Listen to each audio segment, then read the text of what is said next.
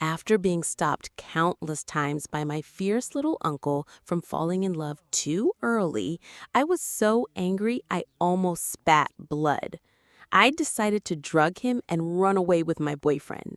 But just as I was about to act, a series of strange lines suddenly appeared before my eyes. Baby, go ahead and run. Once you leave, your little uncle will completely turn dark, becoming the most crazed and powerful kind. And once Nan Hai turns dark, he will lose every shred of humanity. Whether it's piercing from the side, head on, from above, from behind, or even holding you down and thrusting straight in, he can do all of it to you. Not to mention the top-grade whips, luxury toys, textured leather, until you're so dazed you lose all sense, he absolutely won't stop. Even more terrifying is the length, the width, the depth when he goes in. Tss, tss, truly like a dragon plunging into the sea. Baby, how could your small body possibly withstand it? But no matter how cruel he is to the world, as long as you show him a little softness, he could give his entire life to you. I was so frightened that my hands trembled. Quietly, I withdrew my hand and didn't dare put the drug in. But that night, I was still pinned to the bed by that man. He leaned down, eyes bloodshot, his hoarse voice coaxing me slowly. Oh, daring to drug me, Then did you prepare the antidote for Uncle? I whimpered. Wait, Uncle, I really didn't do anything.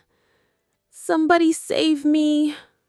I stared at the screen, body trembling, as the stream of comments scrolled wildly.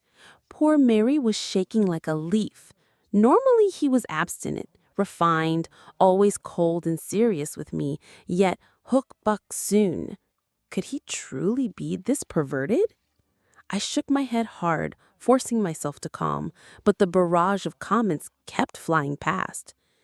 Baby, stop right there. You thought your plan was flawless, but every move of yours was already within Uncle's control. When he's angry, he's like a starving wolf. Once he catches his prey, he'll gnaw bones and swallow flesh until nothing's left. Just imagining how ruthless Hook Bucksoon could be when dealing with enemies scared me stiff.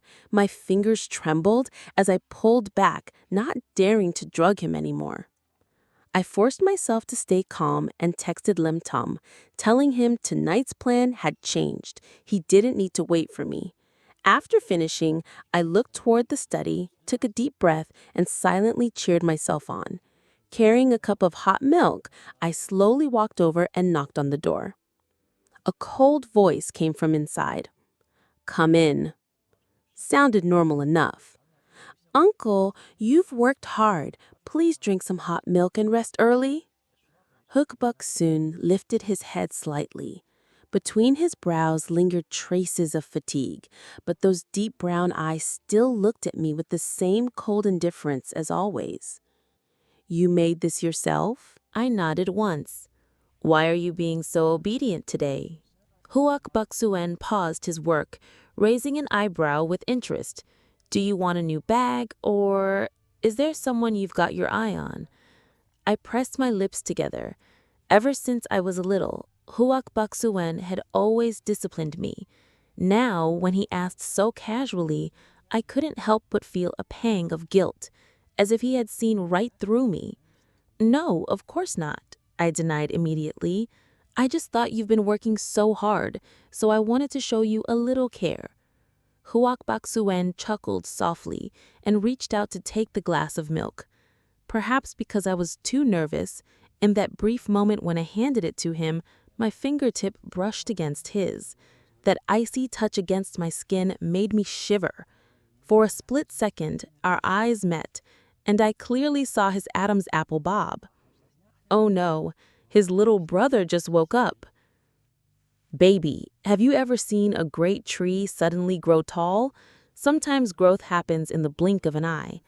The barrage of comments made my gaze involuntarily drift downward toward the lower half of Huac Bak Suen. From this angle, the faint outline of his firm abs showed beneath his thin shirt, brimming with vitality. My eyes kept wandering lower until they reached the deepest part. As expected, just as the comments had said, there was already a tent raised high there. I stammered in panic. But Huac Bak Suen immediately leaned forward, one hand covering my eyes. A normal physiological reaction. He said, voice a little hoarse, followed by an awkward cough. Go outside first, I'll drink the milk. The moment his hand released me, I spun around and bolted. A normal reaction? Who would believe that? What kind of uncle reacts this way to his niece? Even though we weren't blood related, I had been brought into the Hawk family at 10 years old and grew up right next to him. Since when had he started having thoughts like this about me? I ran straight into my room, locked the door, every movement quick and sharp. But the moment I turned around, I was met with a pair of deep peach blossom eyes. Damn it. Who put a framed photo of Huac Bak Suen right above my bed? The comments kept scrolling across my vision. Strange. Mary seems really nervous of her uncle tonight. That's right. But wasn't it Mary herself who asked to place that photo there? She even said she couldn't fall asleep without her uncle nearby. So why the expression now? Wait, so I put it there myself? Well, then it's fine. I flipped the frame face down, changed into a light nightgown, and jumped onto my bed. The flood of information from those scrolling comments was overwhelming. I rolled around for a while before finally piecing things together. So this world was actually an old-fashioned tragic romance. I was the female lead. Lin Tum, the one I was supposed to elope with tonight, was the real male lead. And Huac Bak Suen was merely a tool, a device to push forward the heart-wrenching romance between the main couple. According to the plot, the uncle who always cherished and protected me would gradually turn resentful out of love. And in the end, during his confrontation with the male lead, he would lose his life. The thought of it filled me with a storm of complicated feelings. Even though I had always felt that Huac Bak Suen was far too strict in controlling me, and sometimes I even resented him, I had never imagined that he would die. After all, we had been together for 10 years. How could there not be some bond of affection? My mind was tangled with thoughts. Sleepiness soon crept in, my eyelids heavy. I pulled the blanket over my head and drifted off. In my dream, something hard seemed to be pressing against me. Instinctively, I tried to push it away, but a pair of burning hot hands held me down. My lips caught a breath that was both cool and warm. I squinted, and in the dim moonlight, a pair of black eyes as deep as the night sky stared back. "Uncle?" I murmured, unable to tell if this was reality or just a dream. Then sharp teeth grazed my earlobe. I glanced down. My nightgown was already pulled down to my knees. Under the darkness, pale skin from my chest was laid bare. A kiss fell lightly on my collarbone. The man loosened his belt, and before I could even react, my wrists were pinned tightly to the headboard. Huac Bak Suen knelt closer, his eyes faintly tinged with red. "That's man. Does he really fascinate you so much? For him, you would even abandon me, your uncle?" The burning heat pressed between my thighs, leaving me unable to move. Tears welled uncontrollably in my eyes. I looked at him pleadingly. "Uncle, you've misunderstood. I didn't—" The scorching sensation made my throat tighten, my voice breaking off. Huac Bak Suen pulled me into his arms, coaxing softly. "Be good. If you dared to drug me, then you must also take responsibility to cure me." "Drug him? I never did." Just as the tree stood tall, I pushed it back with my knee. "Uncle!" I scrambled backwards in panic, my voice rushed. "Uncle, I didn't drug you. If you don't believe me, you can call the family doctor right now to check." Shoved forcefully, Huak Bak Swain let out a low grunt. His expression shadowed, but he said nothing. "Uncle, are you okay?" I was genuinely terrified. All the novels said men were extremely fragile in that moment. I had just used all my strength. What if I actually broke him? Huak Bak Swain reached out and switched on the bedside lamp. Under the warm glow, the strain between his brows was clearly visible. Just as I was feeling anxious, the barrage of comments appeared again. "Wait, so the female lead really didn't drug him? Then what's wrong with the uncle here?" "I told you, Mary never liked Lin Tim that much. She only agreed to elope to provoke the second male lead. And look, it came true. Should we congratulate the uncle or pity him? Baby didn't run away after all. Instead, she just got eaten clean." Tss, tss. Or maybe, was it intentional? The uncle knew perfectly well there was no drug in the milk, but pretended otherwise to take advantage of the situation. Could be. His feelings for the female lead weren't just born yesterday. Maybe this was his deliberate move to keep her by his side. "Sorry." Huak Bak Swain released my wrists and turned his back. His voice was low and rough. "Tonight was my mistake." I hurriedly pulled the blanket over myself, answering in a small voice. "Uncle, please don't do this again in the future." After a moment of thought, I added, "If Miss Tur finds out, she'll be heartbroken. Tomorrow, Tu Chi In will return from abroad. Grandpa and Grandma once said that as soon as the Tur family's heiress came back, they would immediately arrange her marriage with you." "Tu Chi An?" Huak Bak Swain's voice turned colder. "What does she have to do with me?" I raised my face to look at him. "She likes you. The entire city of A knows that." His gaze grew deeper as he looked back at me. "But have you ever heard me say, I like her?" Come to think of it, no, never. My fingers clenched the bed sheet as though a sour lemon had just been dropped into an ice glass of water, rippling out waves. "Then what about your engagement with her?" I asked, cautiously, a flicker of secret hope in my voice. "It doesn't count." I released my grip, pretending to be casual. "I see." Suddenly, my wrist was caught. Long, slender fingers with defined knuckles slowly brushed against my skin. "You don't know anything, Namkin." His lips curved into a bitter smile. "You don't understand at all." I stared at him blankly. This feeling was exactly the same as years ago when he chose me from the orphanage. "Namkin, from now on, don't see Lam Tim anymore, okay?" His voice wasn't commanding. It was pleading. I didn't know why, but I nodded. In truth, I had never cared much for Lam Tim, nor for any boy who had pursued me. Love letters piled high, unread, tucked away neatly, coincidentally in a place where Huak Bak Swain could see them.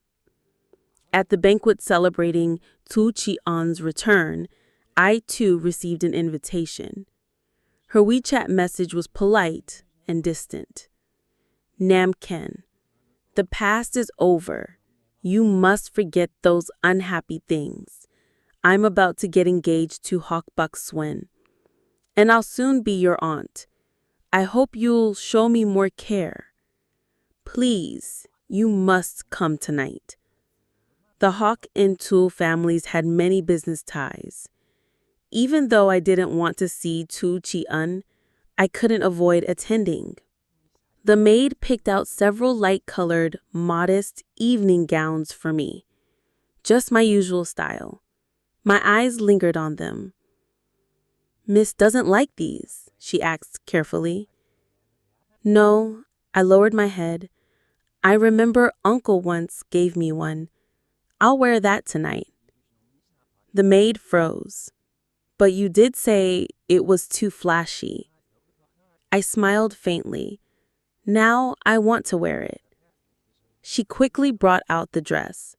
My pale skin and graceful figure with its soft curves fit the gown perfectly. Standing before the mirror, I grew self-conscious, instinctively covering my chest. I had to admit, Uncle's taste was impeccable.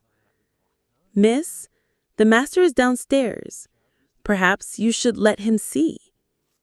I hesitated. Uncle is there? She nodded. He will surely be pleased. I descended the staircase slowly, only to find Hawkbuck Swan sitting at the breakfast table. Remembering what had happened the night before, my face flushed hot. Uncle, I called softly. He didn't speak. He merely nodded slightly, motioning me to sit. But he never once looked at me. Just as I began to feel disappointed, a flood of phantom comments suddenly appeared before my eyes. Aha! Uncle just took a cold shower this morning, and now it's all wasted. Uncle nearly got a nosebleed seeing his darling step down the stairs. Isn't something down there already burning hot? About to explode, right? Hee hee. Does little darling know how gorgeous she looks right now? In Uncle's heart, she's the only one. If she wants to be on top, Uncle won't refuse. For God's sakes, can't they just hug, kiss, and sweep each other up already? Didn't Uncle act rough enough last night? Baby, oh my baby, do you want to go to the Arctic and pull weeds to solve that urge of marking territory? If you want it, you'll have to take the initiative. Arctic? Pulling weeds? I bit my lip, confused, but was Hoak Box Yuen really like they said? Out of curiosity, I tugged my dress down slightly, revealing more of my curves. Uncle, would you like some milk? His hand froze in midair. I clearly saw the veins on his neck tense immediately. Yogurt, I added slyly with a mischievous smile. Aunt Chul just made it. Huak Bok Yuan abruptly stood up, his tall frame casting a shadow over me. His slightly cold hand brushed my forehead, as gentle as the thorn of a rose. It was such an ordinary gesture, yet he managed to turn the air thick with tension. Step by step, I retreated until my back pressed against the dining table, with nowhere left to go. Tum Nem Khan. His voice was soft, like water pulling at the bottom of a glass. I looked up at him, confused. Do you like Lan Tam that much? I froze, suddenly remembering that the Lam and Tur families had been close for generations, which meant that Lam Tem would likely attend tonight's banquet as well. So, Uncle assumed I dressed like this to attract Lam Tem. I didn't bother to explain. Instead, I wrapped my arms around Hawak Box Yuen's neck and slowly lifted one leg. Nam Khan. His voice broke into a low groan. The tip of my high heel must have touched somewhere it shouldn't, but I didn't stop. I let my hair fall loosely down my back, deliberately closing the distance between us. If, in your eyes, Uncle, you think I like Lan Tem, then right now, would you say I'm being unfaithful? The comments exploded. Ah, my baby just said something that dangerous? Oh my God, am I hallucinating because I'm too obsessed with this chapter?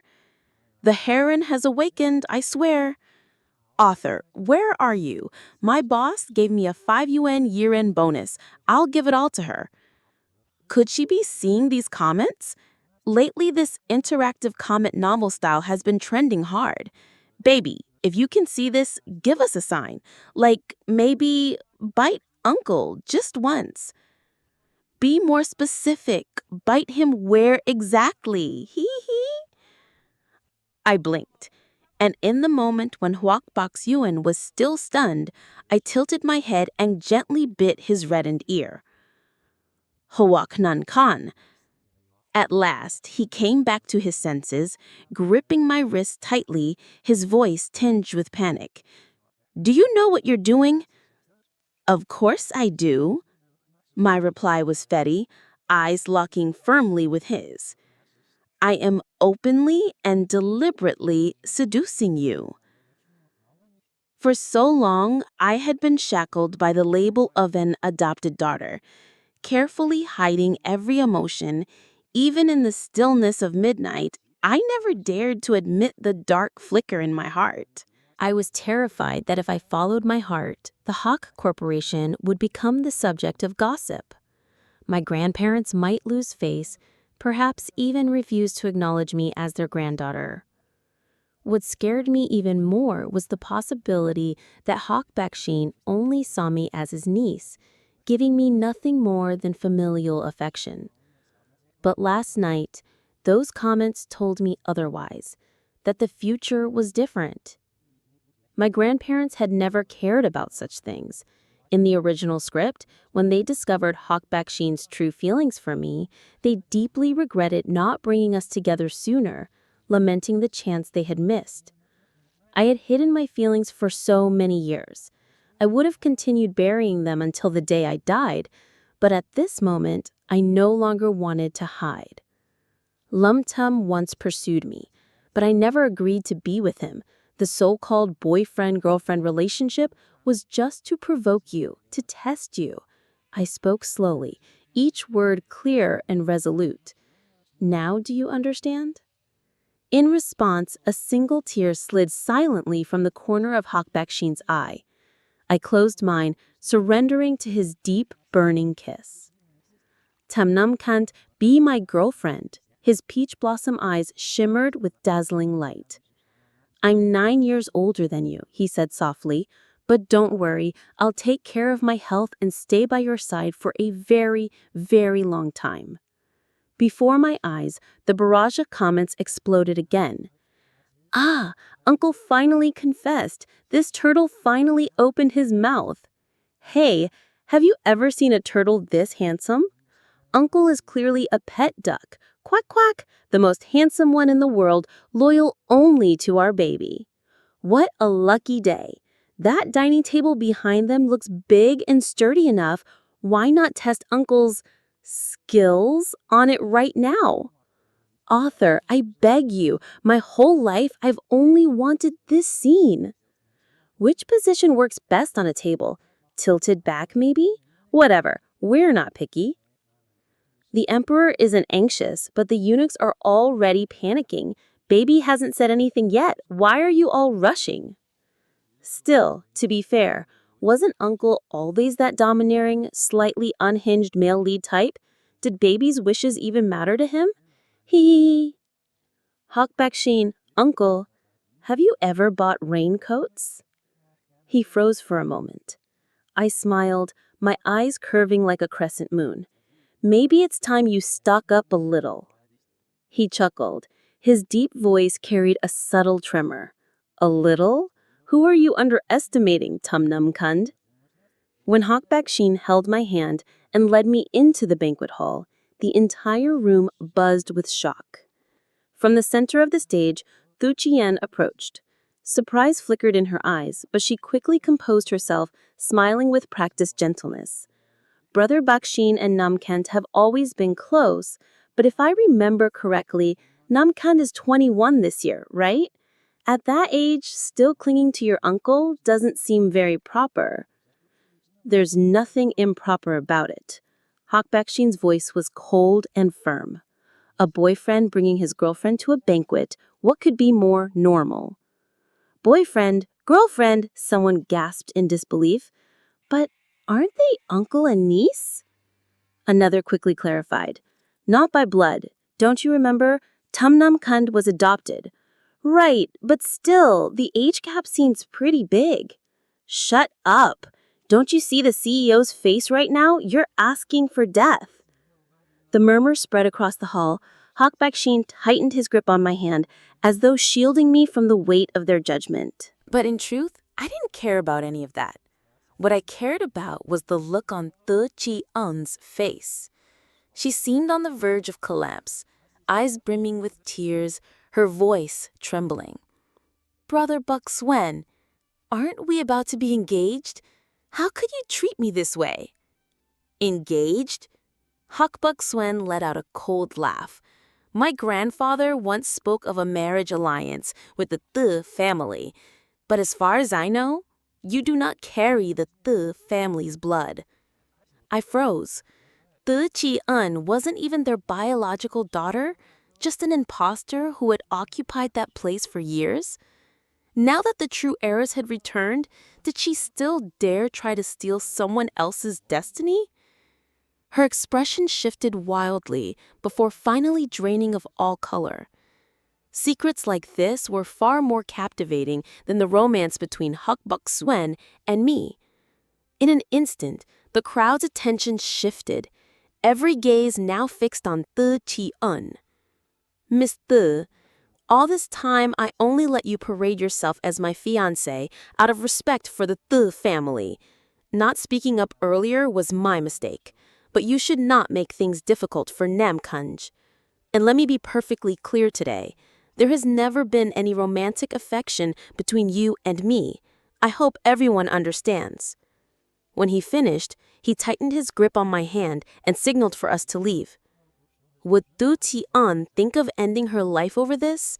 I glanced at Hak Buk Swen beside me. After all, she was someone who valued her reputation above all. What is it? Do you feel sorry for her? His fingers wove into mine, his voice no longer cold but soft and tender. "Don't worry, she'll be fine. Not only will the De elders protect her, but she's hardly the fragile type to think of such things." I nodded, but suddenly remembered the engagement. He might not be bound to De Chi-eun, but what about the true De heiress? If she came to him, then what?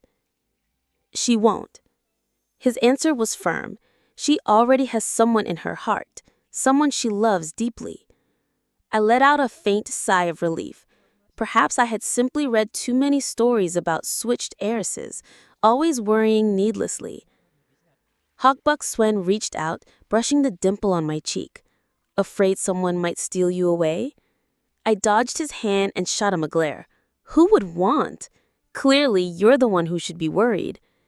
He bent down, arms pulling me tightly against his chest. "Is anyone else trying to pursue you?" I slipped from his embrace with a playful tilt of my head. "Plenty. For example, Senior Chen, who chased after me before but failed. Or Mr. Hussa, who stood at the school gates last year with an entire bouquet of roses." Before I could finish, his lips were sealed by his. Someone had clearly lost his temper. "Not here," I whispered breathlessly, shoving at him with my foot. His breathing had grown dangerously unsteady.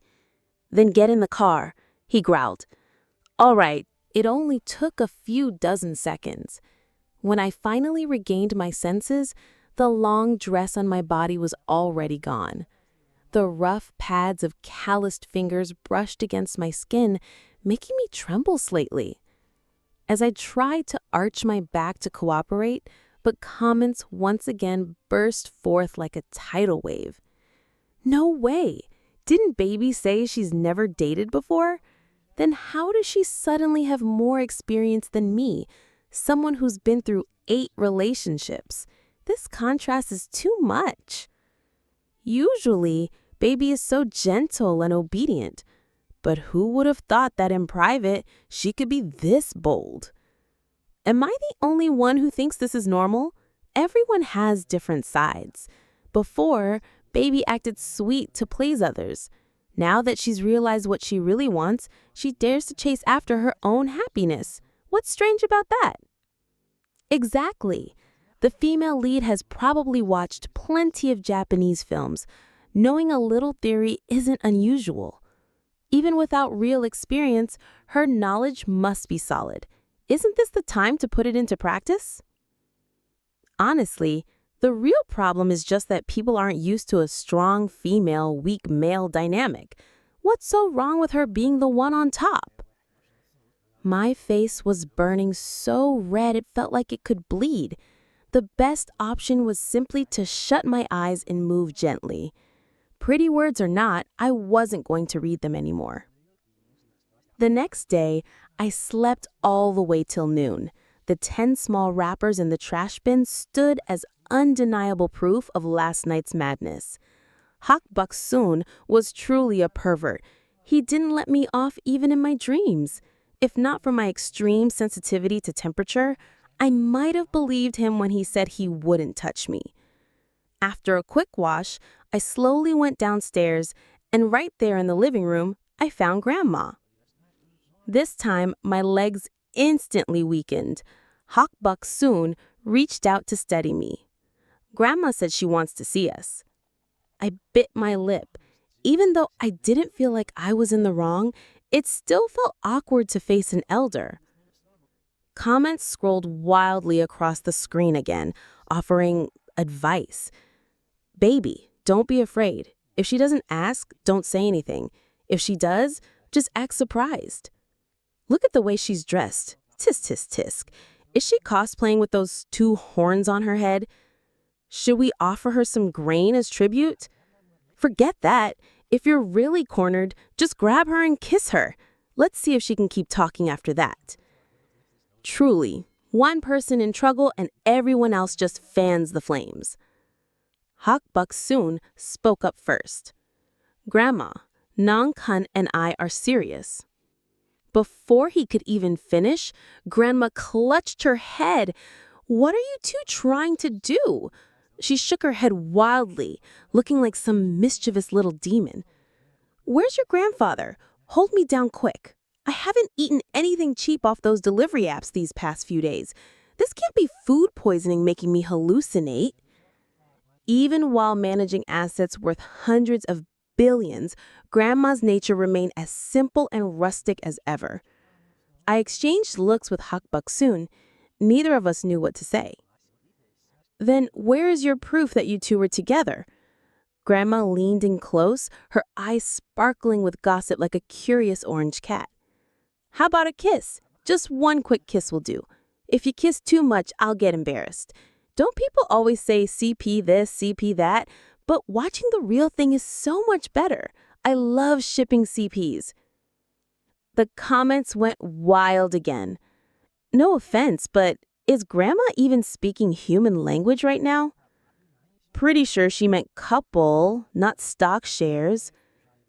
Either way, she wasn't backing down. Grandma was determined to see proof. My face flushed bright red, and even Hak Baksoon fell into rare silence. Only Grandma grew so anxious that she paced back and forth across the room. Seeing that there was no way to escape, I tugged at Hak Baksoon's shirt. He leaned down with the pull, gently pressing his lips to my cheek. Ah! Nearly 80 years old, Grandma suddenly bolted off like a gust of wind, squealing as she shipped us. 3 years following the CP and it's finally real. Xiao Chu, Xiao Chu. Grandma called for Aunt Chu, so excited her hands were trembling. Quick, change their bed. Get the biggest one in the house. Grandma. Hak Baksoon rubbed his forehead. Seriously, could she maybe watch fewer short dramas and online romance shows? After Hak Baksoon escorted Grandma back to the old residence, I received a message from Lum Tum. He said he wanted a reason, one clear reason, for me to let go. The meeting place he chose was the orphanage where I had lived as a child, now long abandoned. I didn't hesitate. I drove there immediately. Some things, if not resolved, would only leave hidden dangers for the future. And the Lump family was not to be taken lightly. Namking, you were forced by Hak Baksoon, weren't you? Tell me you still love me, please.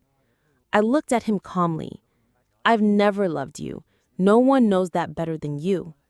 Why? Why on earth? Lum Tum roared, all his usual gentle demeanor gone.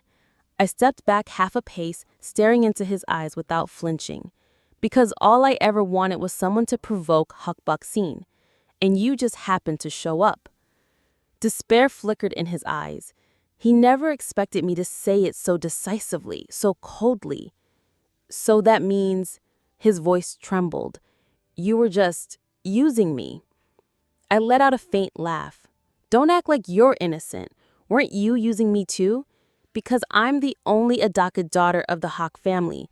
Your family forced you to approach me. If I married you, the Lum family and Hawk family would become in-laws in name, appearing harmonious on the surface. Every time conflict arose, I would be the best pawn to restrain Hawk Baksin. Tell me, Lum Tum, weren't you just a piece on the board too? I wasn't. He lost control, arms tightening around me, his hot breath burning against my neck. Dim Shan Nim Kang, if I do something to you right now, what do you think Hak Baksin will do? He was threatening me. I stared coldly back into his eyes. You won't do anything. I'm carrying a high-grade tracker, and this whole conversation is being recorded. Comments shot across the screen. Wait, baby even has that kind of device? Don't tell me it's Uncle Hawk who planted it just to keep tabs on her. I know, we're not supposed to judge morals in these stories, but seriously, this second male lead is way too twisted. I blinked slowly. Twisted. How ironic. The real twisted one was me. Because that device was something I bought myself, hidden in Hug Baksin's car all these years. Back then, I was too young to do much, so all I could do was quietly track his every move. I never believed in so-called destiny. The things I wanted, including the person I wanted, would only ever be mine if I spent the time and effort to seize them. You're right. My feelings for you are mixed with interest. But I truly love you, Nam Kang. Hak Baksoon is ruthless. He never spares his enemies. Are you certain he'll always protect you? When people run out of arguments, they always drag others in as shields. Lum Tum, you'll forever be that refined, rich young master in front of others, but I know the cold, detached truth inside you. With that, I lifted my leg and kicked hard at his knee. Pain forced him to release me. I remembered back in high school when a new transfer girl was bullied. Right there in the alley outside the school gates, they dragged her into the woods. And you just stood there watching. You could have called the police. You could have called the Lum family's bodyguards to stop it. But you chose to do nothing. I stared straight into his eyes. I want a man who is truly good, not someone who only treats me kindly when his desires flare up. All those years, I only pretended to be obedient, quiet, and introverted just to make others think I was easy to control. The person you like was never the real me. Lum Tum, you were born into a family of merchants. Don't you understand? Those who use others will, in the end, only be used themselves. I owe you nothing. The only reason I came here today was to tell you this. Hawk Baksoon will not make things difficult for the Lum family because of our past. From now on, keep your personal feelings out of business. His face went pale, like the first snow of spring. Take care of yourself. With that, I turned and walked away, never looking back. Naturally, I didn't hear his faint explanation behind me, how he said he knew my true self. From the day I risked everything, bloodied and battered, just to save that bullied girl, he had understood. But a step too late is enough to lose the whole game. When I stepped out of the abandoned orphanage, I saw Huk Baksoon leaning lazily against the rotting wooden doorframe, waiting. Sunset poured down on him, painting his sharp features with the burning glow of red and orange. He looked so striking, so dangerously beautiful. It stole the very breath from my lungs, like a devil stealing souls. Uncle! I ran straight into his solid embrace. He lowered his head and bit my lips. What did you just call me? I buried my face in his palm, deliberately rubbing against it. Uncle, uncle! Shut up. Huk Baksoon bent down, pried my lips open, his tongue sliding in. I have a name. Don't like calling it. His palm grew hotter. Then what do you want to call me? I curved my lips, mischief gleaming, leaned to his ear and whispered softly, "From now on, just call me that in bed." I chuckled slyly. "Or maybe you'll make me call it broken, uneven, gasping high and low." Huckbuck face instantly flushed red. The comments exploded. "God, can someone carry these two away already? Does anyone understand the pain of heartbreak plus period cramps with no one to comfort you? Forget gender roles. Why can't baby be my girlfriend instead? In the goddess's universe, even beauty can't compare to baby's seductive words." Part 11. The second male lead dines happily, while I've been stuck eating leftovers since New Year's. So unfair. After a heavy downpour, I curled into Huok Bok Swain's arms, my whole body trembling. "Uncle, it's me," I whispered, lifting my eyes with a soft, sweet gaze. "Seems like you're dripping," he muttered. That day was grandfather's 80th birthday banquet.